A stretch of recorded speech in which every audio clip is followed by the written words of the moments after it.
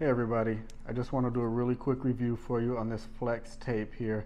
So the reason I got it was because at the beginning of summer I set up a kind of a vinyl pool on the backyard to playing with the kids, and we got some pinholes in it. So I had water leaking out of it, and to be honest, I didn't know about the stuff, but I had a friend tell me that they really recommended it. So I went and got it, and I can tell you this stuff has been really amazing so far, right? So it's really sticky, so you just roll off a section of what you need. Be careful with it. Cut it, and then you can go in even on the inside of the pool, what we did, and kind of smooth it down from the inside, and it stopped the leaks so fast and so easy. One thing, I mean, you can use it for so many things, but that's what I used it for.